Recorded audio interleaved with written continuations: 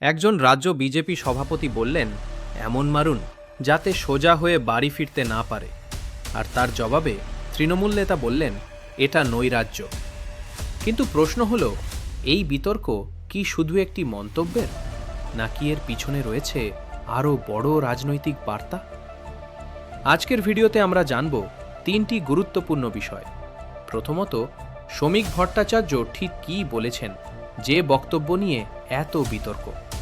দ্বিতীয়ত, কুণাল ঘোষ কেন এটিকে নৈরাজ্য বলছেন। আর তৃতীয়ত, এই বিতর্কের রাজনৈতিক এবং সাংবিধানিক গুরুত্ব কি। ঘটনার শুরু কার্গিল বিজয় দিবসের এক অনুষ্ঠানে। কলকাতায় শহীদ কনাদ ভট্টাচার্যকে শ্রদ্ধা জানাতে গিয়ে বিজেপির রাজ্য সভাপতি শ্রমিক ভট্টাচার্য সাম্প্রতিক ধর্মতলার ছাত্র যুব আন্দোলনের প্রসঙ্গ তোলেন। তার বক্তব্যে উঠে আসে আজাদি স্লোগান এবং কাশ্মীর প্রসঙ্গ। শ্রমিকের দাবি, পশ্চিমবঙ্গে নতুন করে র্যাডিক্যালাইজেশন বা চরমপন্থী চিন্তাধারা মাথাচাড়া দিচ্ছে। তার অভিযোগ, কিছু রাজনৈতিক শক্তি আজাদি স্লোগান তুলে নিজেদের প্রাসঙ্গিক করার চেষ্টা করছে। এরপরই আসে সবচেয়ে বিতর্কিত মন্তব্য। শ্রমিক বলেন, যারা প্রকাশ্যে কাশ্মীর মাঙ্গে আজাদি বা ভারত তেরে টুকরে হোঙ্গে ধরনের স্লোগান দেবে, তাদের বিরুদ্ধে পুলিশ এমন ব্যবস্থা নিক যাতে তারা সরাসরি বাড়ি ফিরতে না পারে, আগে হাসপাতালে যেতে হয়। এই বক্তব্য প্রকাশ্যে আসতেই রাজনৈতিক মহলে শুরু হয়েছে তীব্র বিতর্ক। কিন্তু এখানেই শেষ নয়। এবার আসি সবচেয়ে গুরুত্বপূর্ণ প্রশ্নে। শ্রমিক ভট্টাচার্যের বক্তব্য কি শুধুই আবেগের বহিঃপ্রকাশ, নাকি এটি একটি রাজনৈতিক বার্তা?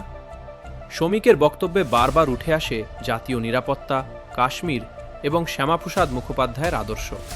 তিনি দাবি করেন, ৩৭০ ধারা বাতিলের বিরোধিতা করা বা আজাদি স্লোগান দেওয়া দেশের অখণ্ডতার বিরুদ্ধে অবস্থান নেওয়ার সমান।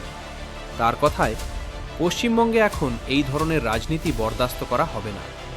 এখানে একটি বিষয় মনে রাখা জরুরি, এটি শ্রমিক ভট্টাচার্যের রাজনৈতিক বক্তব্য, আইনগত ব্যাখ্যা বা আদালতের রায় নয়। আর এখানেই শুরু হয় পাল্টা রাজনীতি। তৃণমূল নেতা কুণাল ঘোষ শ্রমিকের মন্তব্যের কড়া সমালোচনা করেন। তার বক্তব্য, দেশবিরোধী স্লোগান দিলে অবশ্যই আইনি ব্যবস্থা নেওয়া উচিত, কিন্তু কাউকে মারধর করে হাসপাতালে পাঠানোর আহ্বান কোনো দায়িত্বশীল নেতার দেওয়া উচিত নয়। কুণালের ভাষায়, ভারতে থাকব, ভারতের বিরুদ্ধে স্লোগান দেব, এটা হতে পারে না।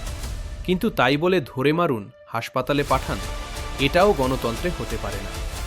অর্থাৎ এখানে একটি গুরুত্বপূর্ণ পার্থক্য সামনে আসে।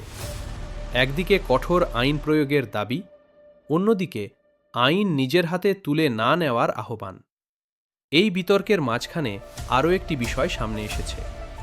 ধর্মতলার সাম্প্রতিক ছাত্র যুব মিছিলের পর পুলিশ ধরপাকড় শুরু করেছে। প্রশাসনের দাবি অনুযায়ী অশান্তির ঘটনায় একাধিক ব্যক্তিকে গ্রেফতার করা হয়েছে এবং নতুন গুন্ডা দমন আইনের আওতায় মামলাও দায়ের হয়েছে। তবে এই সব অভিযোগ ও মামলার চূড়ান্ত সত্যতা নির্ধারণ করবে আদালতের বিচার প্রক্রিয়া। কিন্তু এখানেই শেষ নয়। সবচেয়ে বড় প্রশ্ন এখন হল, এই ধরনের রাজনৈতিক ভাষণ কি ভবিষ্যতে পশ্চিমবঙ্গের রাজনীতিকে আরও সংঘাতের দিকে নিয়ে যাবে, নাকি এটি শুধুই রাজনৈতিক মেরুকরণের অংশ? আপনার মতে দেশের অখণ্ডতার বিরুদ্ধে স্লোগানের ক্ষেত্রে প্রশাসনের ভূমিকা কেমন হওয়া উচিত? আপনার মতামত অবশ্যই কমেন্টে জানান। এ ধরনের নিরপেক্ষ সংবাদ, তথ্যভিত্তিক বিশ্লেষণ পেতে এখনই ভারত বন্ধু চ্যানেলটি সাবস্ক্রাইব করুন। ভিডিওটি ভালো লাগলে একটি লাইক দিন, বন্ধুদের সঙ্গে শেয়ার করুন। দেখা হবে পরের ভিডিওতে। ধন্যবাদ।